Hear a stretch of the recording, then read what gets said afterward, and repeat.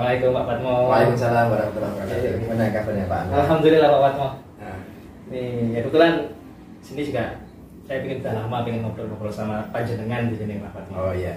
Ini kebetulan saya ada yang perlu saya sampaikan, yaitu permasalahan kelas 6. Siapa tahu dengan ngomong dengan panjenengan, harapan saya itu saat ada permasalahan ini bisa selesai dan nggak berlarut-larut dan semua yang berhubungan ke sana enak gitu. Itu tujuan panjenengan. Yang penting nanti kita bareng-bareng mengobrol tentang masa kelas 6, kemudian kita pengen ada jalan keluar gitu ya. Terkait dengan hasil ujian nanti kelas 6. Betul, terutama ujian ini karena kan ujian tinggal 1 bulan lah paling enggak gitu. Oh iya. Coba sebentar, coba diceritakan Pak, ada masalah apa? Nah, gini Pak, kemarin kan sudah melaksanakan tryout yang ketiga. Tryout pertama itu UTS, itu dianggap sebagai tryout pertama. Kemudian untuk tryout kecamatan juga ada. Terus yang ketiga adalah tryout kabupaten. Nah, untuk kan yang diujikan untuk ujian sekolah kan yang utama kan ada 3. Nah, untuk yang bahasa Indonesia sama IPA saya lihat nilainya udah lumayan. Nah, ini yang jadi masalah adalah yang di matematika ini Pak. Kebetulan ya saya perlihatkan dahulu latar belakang dari kelas saya. Kelas saya itu 30 siswa, di mana siswa laki-laki 14, kemudian yang putri 16. Seperti itu. Nah, mereka sudah kalau di treatment tentang pembelajaran sih normal biasa lah. Memang ada beberapa yang perlu perhatian dan yang ada yang sudah bisa mandiri juga sudah ada. Seperti itu Pak Fatmo. Selama ini sudah berapa kali latihan Pak sebelum tryout? Kalau latihan di sekolah paling cuma membahas materi yang biasa jadi indikator US itu ya Pak ya. Selama seperti itu. Tapi karena kita terbatas dalam jam pertemuan, itu tidak bisa sampai full banyak ya. Jadi masih beberapa indikator, semua belum sampai semuanya. Dan itu ada yang pembahasannya mendalam, tapi ada beberapa siswa yang perlu perhatian itu Pak, yang jadi masalah di sini. Kira-kira ada berapa siswa Pak yang menjadi catatan? Yang menjadi catatan saya itu yang laki-laki itu ada sekitar 4. Itu kemudian yang putri cuma yang sangat perlu perhatian 3 orang. 3 orang. Pernah nggak ada semacam pembagian? Kalau pembagian, nah ini kelompokkan itu pernah? Maksudnya untuk belajar kelompok tetap sebaya gitu ya? Iya. Itu belum saya coba lah itu. Mungkin bisa jadi salah satunya seperti itu ya Pak ya? Iya. Ya, monggo saja nanti bisa dicoba. Kemudian untuk ini Pak, penambahan jam pelajarannya bagaimana? Untuk penambahan jam pelajaran itu kebetulan untuk tambahan jam belajar itu kita ngambilnya siang hari. Nah itu di situ kalau siang hari itu kalau saya lihat anak-anaknya juga kurang efektif gitu karena udah banyak yang capek, dan pagi pun kalau pagi itu kelihatannya kendala anaknya nanti ada beberapa yang kemungkinan besar telat gitu. Pernah dicoba belum pagi? Kalau saya pagi belum pernah, tapi saya lihat dari kehadiran anak-anak. Ya, coba kalau misalkan itu dari pagi sama siang panjenengan dicoba belum? Kalau memang ya pagi tadi belum dicoba, ya nanti panjenengan nanti bisa merasakan. Oke, nanti saya coba usahakan ya. Kebetulan ini kan ntar lagi kan juga puasa dan ujiannya itu kebetulan sekitar tanggal untuk matematika ujian sekolahnya itu tanggal 28 April. Beberapa hari sebelum hari raya, dan itu pasti juga pengaruh juga ya. Nanti udah suasana kurang itu udah kurang fokus anak-anak juga, apalagi ujian ditaruh matematika ditaruh paling akhir. Nah, tapi sebelum itu juga saya ingin memberitakan juga masalah saya. Dari 4 anak dan 2 anak yang 3 anak putri yang bermasalah itu, 4 yang putra itu kita juga nggak bisa nyalakan juga ya dari background kegiatan orang tua juga.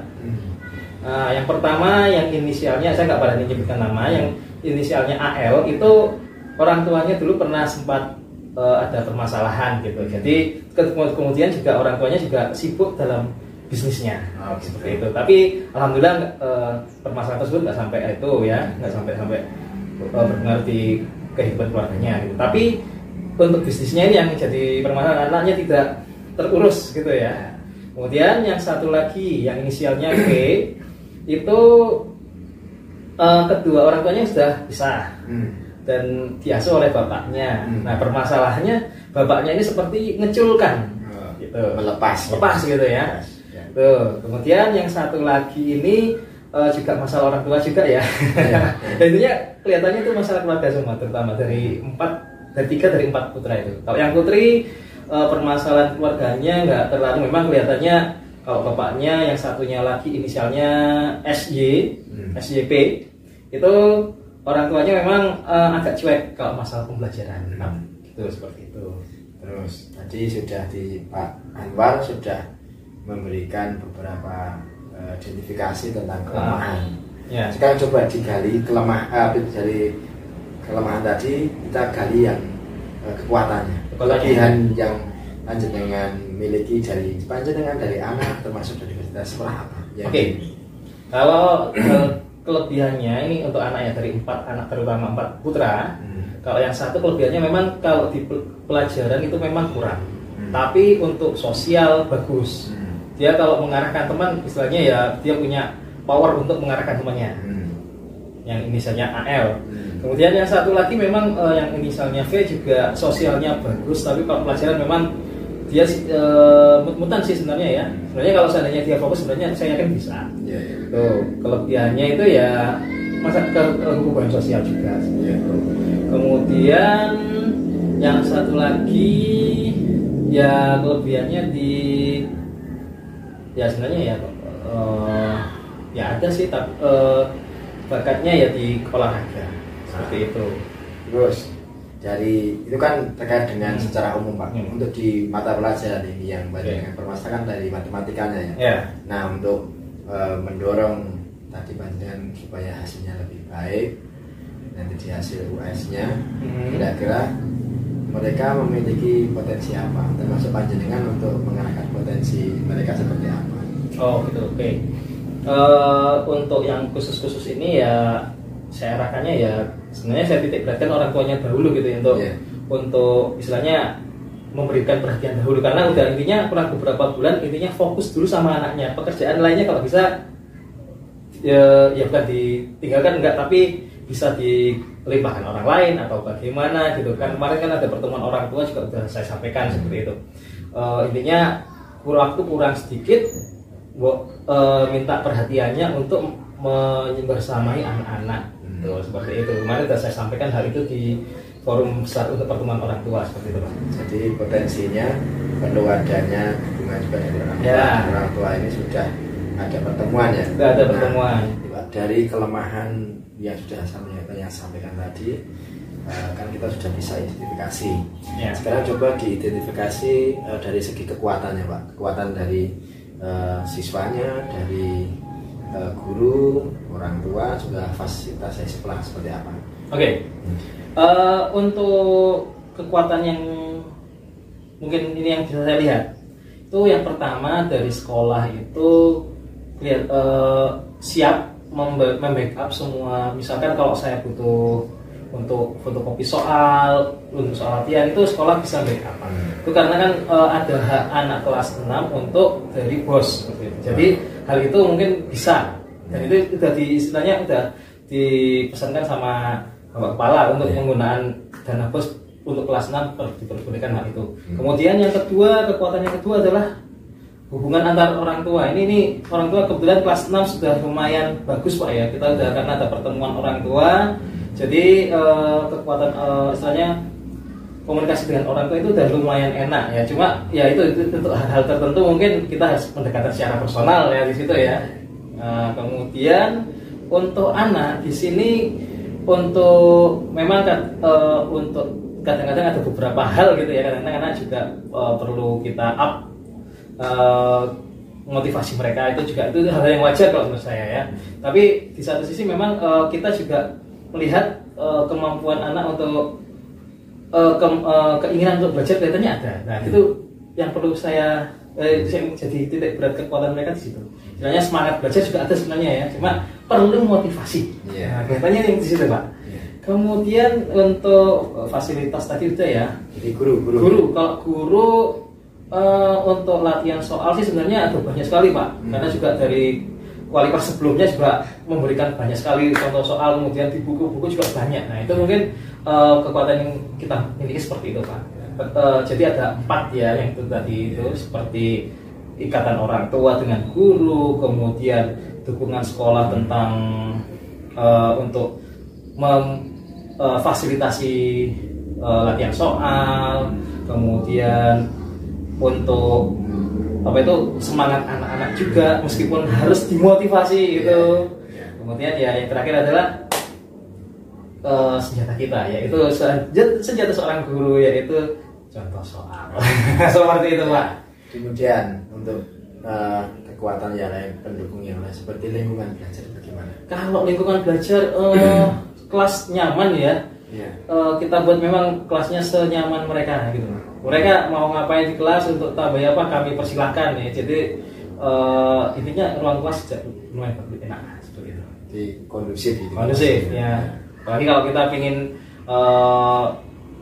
di tempat sendiri juga bisa kan. Jadi kita ada punya 2 kampus. Kalau misalkan kita ingin agak menyendiri, kita bisa ke kampus yang lain gitu, kampus yang utama. Jadi sana posisinya rindang, sejuk dan kondusif. Seperti itu Pak. Berarti poinnya sudah lumayan banyak ya untuk kekuatannya. Betul. Ini tinggal digebrak aja katanya Pak. Kalau tadi Pak sudah menyampaikan langkahnya juga untuk memberikan solusi ini, usaha yang dilakukan dengan latihan di sekolah. Ya. Sudah pernah belum digali dari indikator yang lain, background yang lain, misalkan dari segi agamanya, dari segi itu sudah digali belum, dari ibadahnya seperti apa, mungkin bisa diceritakan. Oke, ini juga dapat laporan juga. Ini kan kita juga punya tim pengarah dari yang namanya mentoring ya, Bina Prestasi Islam. Di situ kan ada untuk laki-laki itu kan dibagi 2 pengampu, 7 orang. Untuk yang pengampu pertama ini kebetulan binaannya kebetulan agak enak. Pertama anaknya anak pondok semua, jadi seragam enak lah. Yang satu lagi cuma beberapa orang yang istilahnya sudah bisa belajar mandiri gitu ya. Jadi kalau hal itu untuk ibadah kelihatannya untuk pondok terpantau, mungkin juga yang bagus ini juga kebetulan tetangga juga, mungkin insya Allah bagus. Nah untuk yang kebetulan yang bermasalah ini juga untuk ibadahnya juga ada pernah yang ngomong itu masih bono seperti itu. Hal ini mungkin ya jadi masalah juga ya, jadi itunya ya. Iya. Nah, terus itu Pak juga diingatkan anak-anak sering nggak di rumah latihan misalkan. Ya. Ada latihan tugas dari sekolahan misalkan, pernah nggak dari sekolahnya itu ada semacam di beberapa indikator yang ada di soal itu, kemudian misalkan indikator 1 sampai 5 dipecah seperti itu, pernah nggak ada banyak berapa dibikin latihan khusus berapa kali? Kalau indikator udah pernah, tapi belum tersampaikan semuanya. Jadi mengingat waktunya juga jam kita juga terbatas ya. Kita juga untuk matematika porsinya memang sepekan 4 jam itu 4 jam pelajaran ya, itu menurut saya masih kurang. Kemudian jam tambahnya juga siang, dan itu juga 2 jam pelajaran itu pun juga kurang efektif.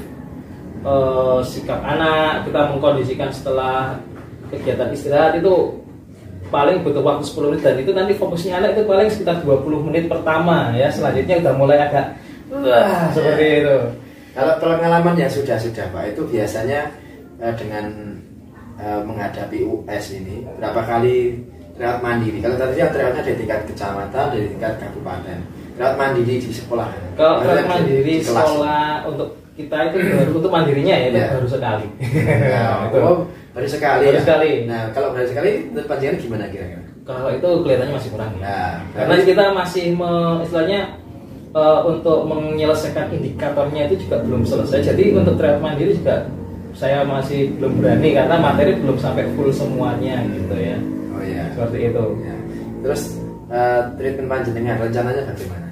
Ya seperti yang terberikan ke saya, itu yang pertama ya tryoutnya dikuatin lagi gitu. Jadi tryout kemudian pembahasan ya, pasti itu malah lebih melekat gitu, seperti terus, itu.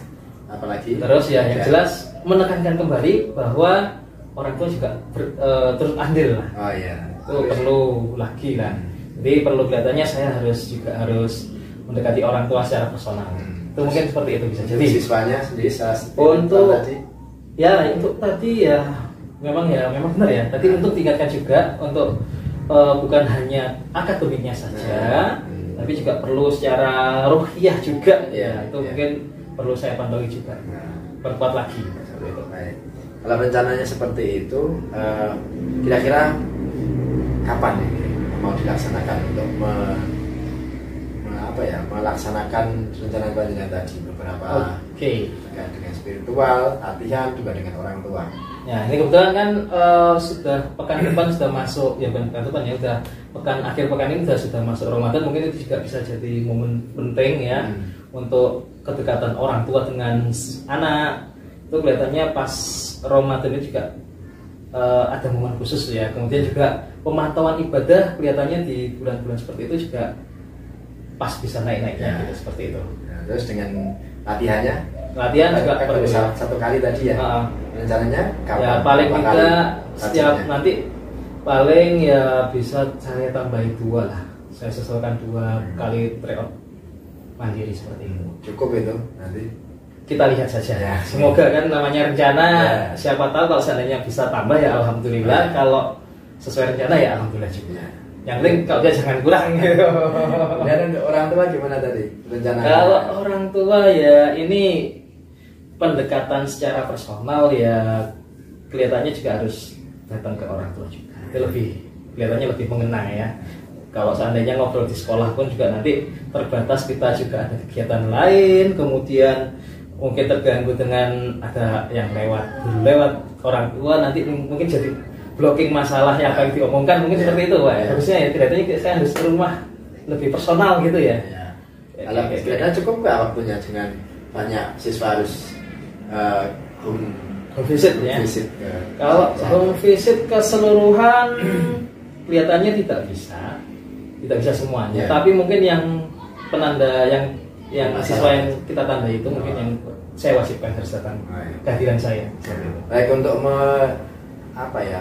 melancarkan tahapan rencana panjenengan tadi, kira-kira untuk komitmen panjenengan tadi, orang-orang yang panjenengan libatkan siapa saja nanti untuk bisa memuluskan rencana ini? Oke. Untuk yang jelas kan juga saya juga punya kepala sekolah yang harus tahu permasalahan yang ada di kelas 6 juga harus tahu. Kemudian saya juga minta bantuan dari pementor mereka karena juga titik berat hal lain di sisi lain juga perlu ada kehadiran mereka juga seperti itu. Berarti tadi sudah ada permasalahan, rencana, kemudian pelaksanaan rencana itu akan direalisasi kapan. Nanti untuk sepanjang spiritual sudah di bulan apa tadi? Untuk untuk pas puasa ini besok tadi udah kita mulai seperti itu. Kira-kira gimana perasaan panjenengan setelah kita ngobrol ini untuk langkah-langkah?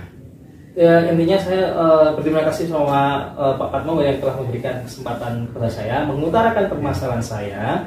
Di sini kalau kita rasakan sih kita memang perlu membicarakan permasalahan istilahnya kepada orang yang kita anggap partner gitu ya. Itu juga perlu. Jadi permasalahan kita itu kadang-kadang kalau dilihat dari sisi kita itu tertutup, tapi kalau dilihat dari sisi lain, mungkin dari partner kerja atau bagaimana, itu nanti bisa jadi punya sudut pandang yang lain sehingga permasalahan ini bisa kita tarik satu persatu seperti itu. Karena perasaan panjenengan gimana? Udah, lebih enak. Enak.